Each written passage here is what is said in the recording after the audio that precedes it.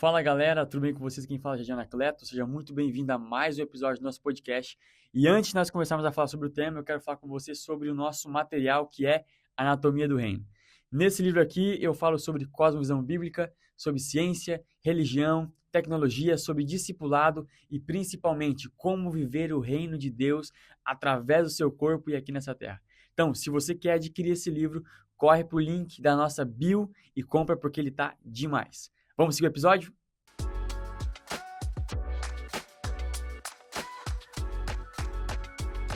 Fala pessoal, hoje a gente vai falar sobre matemática que ela é muito importante, que é sobre a disciplina do estudo.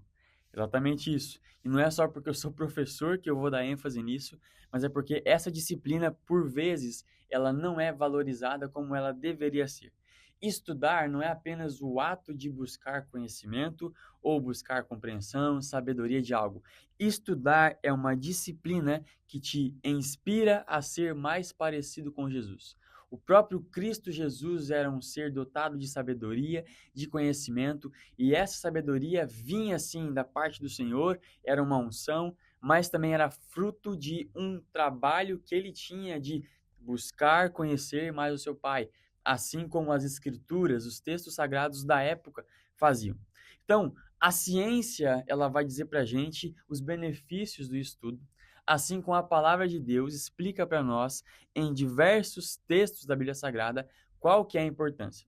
Então, segundo uma pesquisa americana, diz que a atitude ativa de aprender, que é exatamente a psicologia cognitiva ou o aprendizado autorregulado, quando o aluno ele vai buscar conhecimento por conta própria, ou ele vai iniciar uma reflexão, não porque alguém obriga, mas ele busca conhecimento, esse jovem, esse aluno, ele tem maior sucesso acadêmico e emocional. Então, buscar o conhecimento por conta própria, sem uma pressão, me leva a ser bem-sucedido academicamente, que é o objetivo de um estudo, mas também emocionalmente e em outras esferas interpessoais. Só que Provérbios, capítulo 18, versículo 15, diz o seguinte: o coração que tem discernimento adquire o conhecimento. Os ouvidos dos sábios saem à sua procura. Então, para Salomão, sabedoria, ou é sábio, não aquele que apenas espera obter o conhecimento, mas que vive uma vida em busca dele. Faz sentido o que eu estou falando? Uma outra pesquisa de neurociência diz o seguinte, que quando nós estudamos com dedicação, fortalecemos áreas do nosso cérebro ligadas à atenção, raciocínio lógico, interpretação de texto. Então, quando eu busco estudar, eu consigo aprender a cuidar, analisar melhor os textos. E essa orientação neurocientífica é muito importante porque o apóstolo Paulo escreve a Timóteo a seguinte fala, 2 Timóteo capítulo 2, versículo 15. Procure se apresentar a Deus com um caráter aprovado. Maneje bem a palavra da verdade. Manejar bem significa agir com repetição, de tal modo que você e a palavra se tornem uma só. Faz sentido o que eu estou falando? Então, a neurociência diz para a gente que quando eu repito, quando eu estudo, eu consigo aprender a interpretar textos. E, para quem é cristão, interpretar textos é extremamente importante, porque aquilo que norteia a nossa vida, o manual que nós temos para guiar o nosso estilo de vida, se chama Bíblia Sagrada. E a Bíblia Sagrada é um livro cheio de textos que precisam ser interpretados para que nós possamos aplicar de maneira correta. Faz sentido o que eu estou falando? A falta de estudo, ela vai prejudicar decisões que podem ser tanto físicas, emocionais, quanto espirituais. Olha só, um estudo diz o seguinte, que pessoas com baixa escolaridade têm maior chance de cair em fake news e manipulações e ter dependência emocional de outras pessoas. Então, provavelmente você conhece alguém que caiu em algum tipo de trote do WhatsApp, que caiu em algum tipo de trote no Instagram, que fez um Pix milionário para tal pessoa. Isso é por conta de uma baixa falta de leitura, uma falta de interpretação de texto ou de não saber raciocinar bem ou fazer perguntas para que você então possa estar atento a esse tipo de golpe. Falta de discernimento é um problema para nós. Só que Oséias, no capítulo 4, versículo 6, vai dizer o seguinte: o meu povo foi destruído porque lhe faltou conhecimento. Então, para Oséias, para a palavra de Deus, quando eu não tenho conhecimento, maior é a chance de eu ser destruído. Então, buscar o conhecimento, buscar a sabedoria e estudar é extremamente importante. Mas talvez você deve ter escutado uma frase assim: mas teologia esfria o crente. Estudar esfria o crente, me afasta de Deus. Brother, deixa eu dizer uma coisa. Quando você não tem um relacionamento íntimo com o Senhor, qualquer coisa vai te afastar do Senhor. Simples assim. Então, se você não tem uma vida regada em ler a palavra de Deus, de buscar a presença de Deus todos os dias, qualquer coisa vai te fazer amar mais a esses objetos e coisas do que o Senhor. E logo vai te afastar de Deus. Só que estudar é uma forma de eu glorificar ao Senhor. Estudar é uma forma de eu ter entendimento e adorar ao Senhor. Olha o que Lucas, capítulo 10, versículo 27 vai dizer: amarás o Senhor de todo o teu coração, de toda a sua alma e de todo o teu entendimento. Ou seja, quando eu estudo, eu glorifico a Deus, porque se Deus é um ser dotado de sabedoria, buscar uma vida regrada em sabedoria e entendimento me faz adorá-lo. Quando eu busco ao Senhor com o coração correto, quando eu busco o Senhor com toda a minha linha de raciocínio, com todos os meus pensamentos, quando eu falo, Senhor, purifica aquilo que passa na minha mente, eu estou adorando ao Senhor. Segundo ponto é, se Deus é fonte de toda a verdade, o estudo é uma ferramenta de buscar essa verdade e de discernir aquilo que é verdadeiro e justo. Então, hoje nós temos vivendo num país cheio de ideologias. A agenda woke é muito forte. Só que nós sabemos que parte disso se dá por falta de estudo, por falta de desempenho. E se eu não buscar a verdade através dos estudos, se eu não ler materiais sobre isso, maior é a chance de eu viver numa geração corrupta e eu me corromper juntamente com ela. Faz tudo o que eu estou falando? Olha só o que João, capítulo 8, versículo 32 diz pra gente. Conhecereis a verdade e a verdade liberta. Então, a verdade não é apenas conhecimento, a verdade é uma pessoa e essa pessoa te traz conhecimento, te inspira, porque disciplina vem de discípulo, discípulo é um aprendiz. Quando você aprende desse ser que é a verdade, você é liberto, você aprende a pensar de maneira correta. Faz o que eu estou falando? Terceiro ponto é que o estudo nos ensina que disciplina, constância, paciência e humildade são as mesmas qualidades que refletem o caráter de Cristo Jesus. Então, Jesus era um ser totalmente sábio, totalmente inteligente. E quando ele buscava essa inteligência, quando essa inteligência era mostrada para as pessoas, você não percebia nele algum tipo de soberba, você não percebia nele algum tipo de inconstância, alguém que era totalmente afoito, ele tinha paciência, porque a sabedoria de Cristo nos ensina que humildade é o nosso fundamento. Então, quando eu aprendo como Cristo, eu entendo que o fundamento do meu conhecimento é a humildade. Então, eu não aprendo porque eu quero ser melhor do que alguém. Eu aprendo porque é isso que filhos de Deus fazem. Eles buscam conhecimento. Salmo 32, verso 8 diz: instrui-te e te ensinarei o caminho que deve seguir, e sob as minhas vistas eu te darei conselho. O quarto ponto de que é importante nós estudarmos é que Jesus era uma criança que cresceu em graça e em conhecimento. Lucas 2,52. E crescia Jesus em sabedoria, estatura, graça diante de Deus e dos homens. Se o próprio Jesus usava da disciplina do estudo, quem somos nós para rejeitá-lo, não é verdade? Só que perceba que graça é algo que vem do Senhor. O Senhor derrama sobre nós algo totalmente espiritual.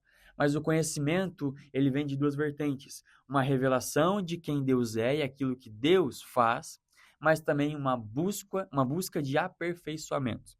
Então, quando eu busco esse conhecimento, quando eu busco essa graça, eu me torno mais parecido com Jesus.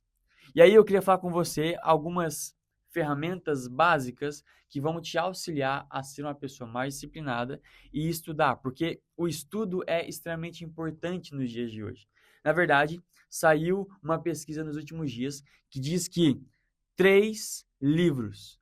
É a quantidade de livros que um brasileiro lê em média por ano.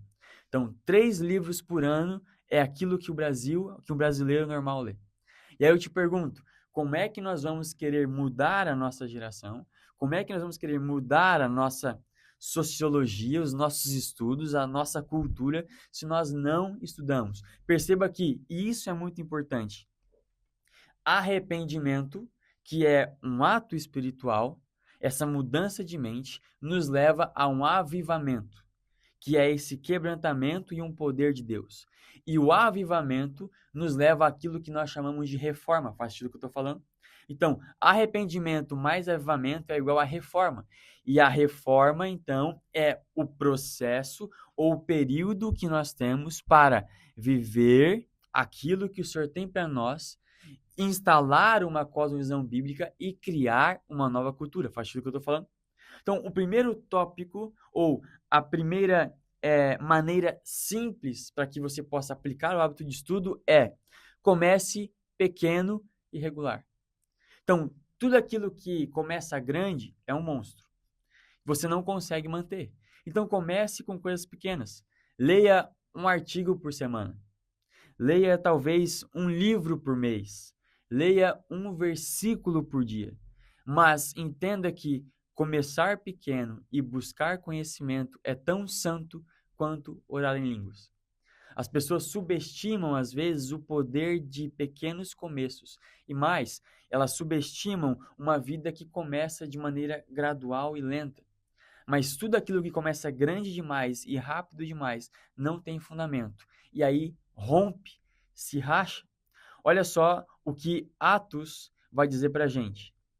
A primeira característica de alguém que quer começar a disciplina do estudo é: comece pequeno e regular. Então, tudo aquilo que começa grande demais é monstro. Tudo aquilo que você constrói rápido demais e às pressas não consegue se sustentar. Então, leia um artigo por semana. Leia talvez um livro por mês, um versículo por dia, mas entenda que começar pequeno e buscar conhecimento é tão santo quanto orar em línguas. As pessoas às vezes subestimam o poder do estudo e dizem que talvez orar em línguas edifica muito mais. E edifica mesmo. Só que buscar conhecimento nos edifica e nos ajuda a edificar uma cultura inteira. Se você olhar, por exemplo, a história de Daniel, você vê Daniel capítulo 5, versículo 11 e 12, vai contar de uma situação que acontece na Babilônia, onde um rei tem um sonho e precisa de revelação. E esse jovem Daniel, que vem de fora, é um estrangeiro, ele é tão usado por Deus, busca tanto conhecimento e sabedoria, que ele consegue sobreviver a uma cultura que, a cada vez que o rei trocava, você matava todos os seus parlamentares. Então vamos imaginar o seguinte: imagine que eu sou o presidente e eu tenho ali os meus parlamentares junto comigo.